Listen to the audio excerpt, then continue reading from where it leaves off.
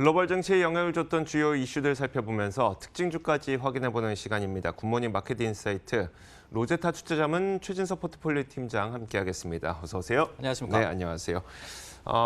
사상 최고가를 기록한 이후에 또 숨고르기에 들어갔어요. 어떻게 평가해야 될까요? 좀 또 한 번 신고가를 기록하기에는 무리가 있지 않았나라는 그런 이슈들이 나왔거든요. 네.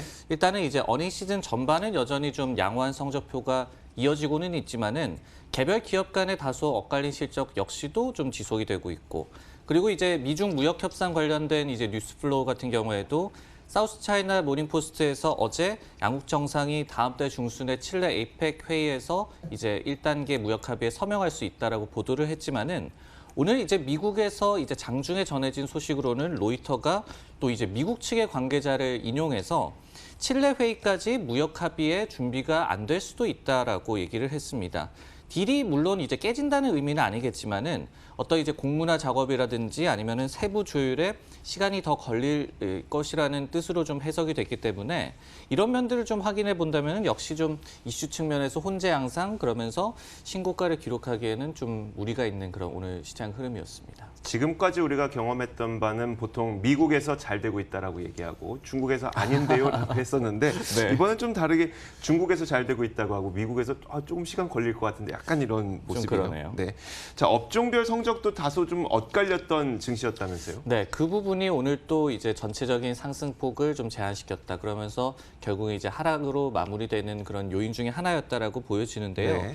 근데 지난달 기준으로 해가지고 S&P 500 지수를 구성하는 업종들 가운데 IT 비중이 이제 22% 정도 되고요. 헬스케어가 약 한 14% 정도로 1, 2위를 이제 차지를 합니다.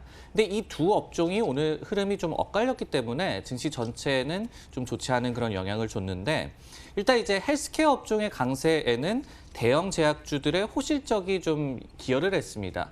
특히 이제 머크 같은 경우에 좀 그림을 보면서 말씀을 드리면은 네. 컨센서스 1.24달러를 크게 또 상회를 하는 실제 EPS 1.51달러가 나왔고요. 전년 대비한 이제 매출 같은 경우에도 15% 정도 증가를 하면서 124억 달러로 나왔습니다.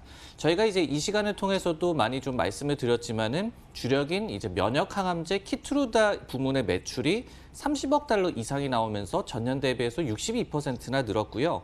연간 가이던스도 이제 상향 조정을 했습니다. 이 화이자 역시도 전년 대비해서 매출은 줄었지만은 컨센서스를 상회한 양호한 실적을 발표를 하면서 머크가 3.5% 상승하고 화이자도 2.5% 이렇게 대형 제약주들이 이제 헬스케어 업종의 강세를 이끌었고, 반면에 이제 IT 같은 경우에는 어제 장 마감 이후에 구글의 실적이 좀 실망감을 안겼지 네네. 않습니까? 이런 부분들을 좀 필두로 해가지고 또 미중 무역 협상 관련해서 좀 안 좋은 소식이 나오다 보니까 반도체주도 좀 안 좋았어요. 이런 부분들이 헬스케어와 IT 간의 좀 양극화를 좀 초래를 했습니다. 알겠습니다. 그렇다면 이런 모습이 지난 석 달 동안 그 지수가 반등하는 그 기간에도 비슷하게 나타났을까요? 석 달 동안 이제 반등을 해서 결국은 신고가를 기록을 했잖아요. 네네. 근데 이제 사실은 IT와 이제 헬스케어 업종 아니면 이제 바이오테크 업종이 이 신고가 재등극을 좀 이끈 그런 업종이었습니다. 네. 세부 업종으로 봤을 때 좀 이제 수익률을 한번 준비를 해봤는데요. 주요 이제 세부 업종별로 해가지고 이제 이 7월 26일부터 10월 28일까지, 즉 전 고점에서 이번에 기록한 고점까지의 성적표를 좀 봤더니 IT 하드웨어 부문이 이제 거의 18% 정도 상승을 하면서 가장 크게 이제 랠리를 이끌어왔다라고 보여집니다. 그리고 이제 바이오테크 업종 가운데서도 이제 6번째로 좋은 수익률을 기록을 하면서 10.7%의 수익률을 기록을 했고요. 반면에 이제 레저 장비 용품이라든지 아니면은 통신 장비라든지 에너지 장비라든지 이런 좀 장비 관련된 업종들 같은 경우에는 역시 이제 어떤 업황이 실제적으로 이제 회복이 된다는 시그널이 명확해지고 그래야지 이제 시설 장비에 좀 추가로 투자를 하지 않습니까? 네네. 이런 부분들은 아직까지 경기 측면에서 불확실성이 있기 때문에 좀 좋지 않은 수익률을 보였습니다. IT 하드웨어와 그리고 바이오테크 세부 업종 같은 경우에는 S&P 500 지수 내 비중도 3.9%와 2.3%로 꽤 크기 때문에 이런 부분들이 사실은 지난 석 달간은 좀 랠리를 이끈 그런 세부 업종이었다라고 볼 수가 있겠죠. 알겠습니다. 자, 빅 이벤트를 앞두고 있었다는 것도 시장의 경계심을 좀 한층 부추겼던 게 아닐까 싶기도 해요. 내일 하루에만 이제 3분기 GDP 성장률, 그렇죠. FOMC 결과 발표, 그리고 애플 실적 발표까지 이런 적이 없었던 것 같은데 그러니까요. 정말로 이제 빅 이벤트가 하루에 좀 집중이 됐습니다. 근데 이제 전반적인 분위기도 그렇고 그리고 특히 이제 주가 반응 측면에 있어서는 좀 사실은 전망이 좀 어두운 그런 상황인데요. 일단 이제 GDP 성장률 측면부터 좀 말씀을 드리도록 하겠습니다. 그래프를 한번 보시면요. 미국의 이제 GDP 성장률이 최근에 조금씩 이제 둔화를 하고 있는 추세죠. 그러면서 2분기에도 2% 성장이 그치면서 전분기에 3% 넘어가는 고성장에서 좀 미끄러져 내려왔습니다. 근데 이번에 이제 3분기 성장률 같은 경우에는 2%도 하회하면서 지금 1.6%로 컨센서스가 형성이 돼 있거든요. 네. 여기에 이제 애틀랜타 연은도 이제 그리고 뉴욕 연은도 1.7%, 1.9% 각각 성장을 점치고 있기 때문에 이런 부분들이 이제 시장에서 또 한번 경기 둔화의 우려를 좀 불러일으키는 요소로 작용할 수도 있겠고 그리고 이제 이 업종별로 아니면 세부 지표별로 본다면은 소비 호조는 역시 좀 지속이 됐을 것으로 예상이 되는 가운데 무역 전쟁의 여파를 기업들이 얼마나 좀 기업 활동 측면에서 좀 상쇄를 했을지가 좀 관전 포인트가 될 것 같습니다. FOMC에서는 뭐 추가 금리 인하는 거의 기정사실화되고 있는 것 같아요. 그러다 보니까 뭐 금리 인하할 거다 이런 얘기가 나와도 추가 반응은 뭐 그렇게 썩 긍정적이지만은 않았던 것 같아요. 사실 최근에 보면은 이제 이 FOMC와 관련해서 일단은 전망이 굉장히 많이 나오고 네. 거의 이제 기정사실화된 측면에서 이제 FOMC에서는 결과를 그냥 확인하는 정도 그러면서 이제 포워드 가이던스 즉 이제 향후의 정책에 대한 방향성 때문에 시장이 좀 뜨뜻미지근하게 반응하는 그런 양상이 좀 많이 나왔었는데 네.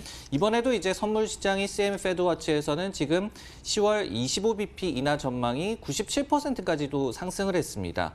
근데요, 이제 12월 금리가 현재 대비해서 25bp 하락할 것이라는 전망, 즉 10월에는 안 내리고 12월에 인하할 것이다라는 전망도 지금 70%를 넘어가고 있거든요. 즉 이렇듯이 금리 동결 가능성도 완전히 배제할 수는 없다라는 분위기 속에 이번이 이제 끝이다. 이번에 이제 내리고 땡이다. 이런 좀 우려, 이런 시그널을 연준이 내비칠까 봐 좀 시장이 좀 걱정을 하는 것 같습니다.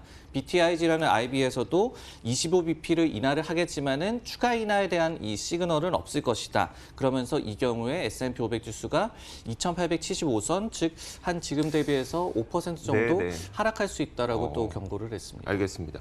자, 이렇게 GDP 성장률과 그리고 FOMC에 대한 시장 평가를 들어봤고요. 이어서 한 가지 더 남았죠. 애플의 실적 발표도 내일 아침이에요. 와, 애플의 실적 발표에 대해서는 좀 어떻게 전망되고 있을까요, 지금? 애플 실적 같은 경우에도 실적 전망 자체는 상당히 좀 양호합니다. 네. 지난 석 달간의 EPS 전망치에 대한 상향 조정이 32건, 하향 조정이 단 2건밖에 없었거든요. 근데 이제 문제는 지난 석 달간의 애플의 주가가 한 25% 이상 올라왔죠. 그런 탓에 이제 모든 호재가 선반영됐다. 그렇기 때문에 이번에 오히려 실적 발표 이후에 주가가 더 갈 수 있겠느냐 이런 좀 의구심이 시장에 불러일으켜지고 있는 것 같습니다. CNBC에 따르면요. 이번 실적 발표에 아이폰 11의 10일치 판매분이 이제 포함이 된다고 하는데 네. 이게 무슨 뜻이냐면은 이번에 다음 분기 이제 가이던스를 제시를 할 텐데 이 가이던스의 결국은 아이폰 11이 얼마나 팔렸는지를 좀 가늠할 수 있겠다. 이런 측면이 되겠죠. 그렇기 때문에 실제 아이폰 11 수요 증대 기대감으로 주가가 올라왔기 때문에 이런 가이던스 측면에서 조금의 좀 실망감이 초래될 이 우려 이런 거를 시장이 좀 갖고 있는 것 같습니다. 여기에 또 더해가지고 FY 2020년 대비해서 이제 PER이 19.5배 수준까지 지금 올라와 있는 상황이기 때문에 JP모건에 따르면은 이제 장기 평균치가 15.4배 정도라고 하거든요. 이를 네. 좀 상회하고 있다. 역시 이제 밸류에이션 부담이 이번 실적 발표에도 좀 관건이 될 수가 있다. 그래서 이제 JP모건에서도 지금 애플 주식을 사지 말고 실적 발표 이후에 주가가 만약에 하락을 한다면은 좀 진입 타이밍을 노려라 이렇게 조언을 했습니다. 좋아 보이긴 하는데 네. 애플 뭐 상승하겠지만 단기적으로 많이 올라온 측면도 존재를 하고 여기에서 그 실적에 대한 기대감도 이미 선반영된 측면도 맞습니다. 있고 당장 사는 것보다 좀 더 싸게 사라라고 하는 조언이었었네요. 알겠습니다. 자, 특징주 한번 살펴보도록 하겠습니다. 저도 저도 이 기사들을 보면서 굉장히 관심이 갔던 두 가지 종목이었었는데 비욘드 미트, 그룹허브. 자, 이 두 가지 어떻게 보면 성장주라고 볼 수 있는 이 두 가지 종목이 모두 다 급락했어요. 네, 그리고 이제 상장한 지도 얼마 되지 않은 그런 기업들이기도 하고요. 네. 비욘드 미트가 이제 5월 초에 상장을 했죠. 그쵸. 그리고 그룹허브는 앞서 이제 2014년에 각각 상장을 했는데 한 주가가 40% 그리고 20% 정도씩 급락을 했습니다. 음식 배달 업체 이제 그룹허브 같은 경우에는 실적에 실제로 문제가 있었습니다. 매출과 EPS 모두가 컨센서스를 미스를 했고요. 그리고 4분기 매출 가이던스를 3.15에서 3.35억 달러로 제시를 했는데 컨센서스 3.87억 달러를 대폭 하회를 했습니다. 그리고 이제 그룹허브 같은 경우는 이제 배달 서비스 업체다 보니까 액티브 유저 이렇게 얘기를 안 하고 또 액티브 다이너 이렇게 얘기를 하더라고요. 활성 이제 이용자 수가 되겠는데 네네. 이 수치는 이제 전년 대비해서 29% 늘기는 했지만은 역시 이제 업계 경쟁 심화도 좀 문제로 제기가 됐기 때문에 주가가 많이 하락을 했고요. 지금 보니까 그룹허브의 주가가 43%가 하루에 빠졌다는 거는 반토막 났다는 거죠. 그렇습니다. 거의 그렇게 하락을 했고 비욘드 미트도 한 20% 넘게 하락을 그렇게 하는 모습이었는데 네네. 다만 이제 비욘드 미트 같은 경우에는 상황은 조금 다릅니다. 실적은 좋았거든요. 흑자로 전환을 했고 그리고 EPS와 매출 모두 다 비트를 했는데 다만 이제 경영진이 경쟁 심화를 반영해서 프로모션을 앞으로 확대하겠다는 뜻을 좀 내비쳤습니다. 네. 이런 부분들이 좀 이제 우려를 불러일으켰고 여기에 이제 보호예수 기간이 만료가 됐기 때문에 이런 불안감 역시도 또 주가 하락에 좀 기폭제가 됐습니다. 그러니까요. 보호 예수 기간 만료된 것도 이제 주가의 매도를 불러일으켰다 뭐 이런 평가들도 나오고 있던데 두 기업 모두 그러면 이제 투자 의견에는 어떤 변화가 있을까요? 투자 의견도 당연히 좀 하향 조정이 잇따랐죠. 네. 그룹허브 같은 경우에는 이제 60%대에 육박하던 주가가 30달러대 네네. 초반으로 이제 하락하지 않았습니까? 네. 목표 주가 역시도 오펜하이머에서 이제 91달러에서 34달러로 하향 조정했고요.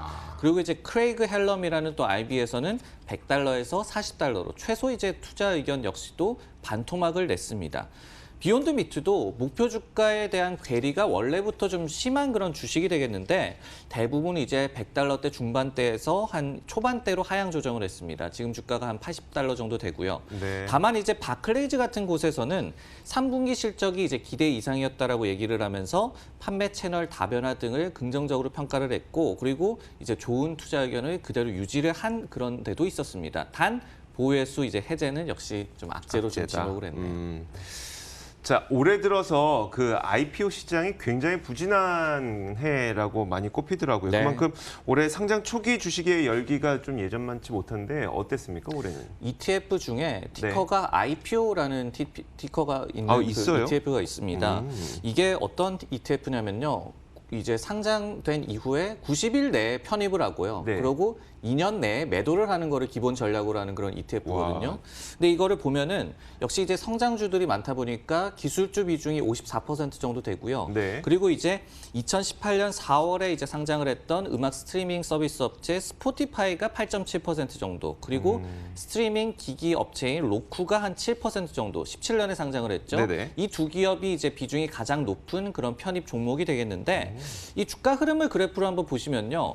올해는 이제 S&P 500 지수 대비해서 살짝 언더퍼폼입니다. 근데 최근에 6개월간의 주가 흐름을 보시면은 S&P 500 지수가 3.2% 상승하는 동안 이 ETF IPO는 한 6% 정도 하락을 했거든요. 네네. 그래서 말씀을 해주셨듯이 올해 들어서 아니면 또 최근에 또 들어서 IPO를 한 초기 주식들이 변동성에 상당히 좀 시달리고 있다. 그리고 그만큼 좀 어떻게 본다면 시장에 아직은 불확실성이 좀 남아있다. 이렇게도 좀 해석을 할 수가 있겠습니다. 네, 알겠습니다. 지금까지 로제타 투자자문 최순석 포트폴리오 팀장과 이야기 나눠봤습니다. 고맙습니다. 네, 고맙습니다.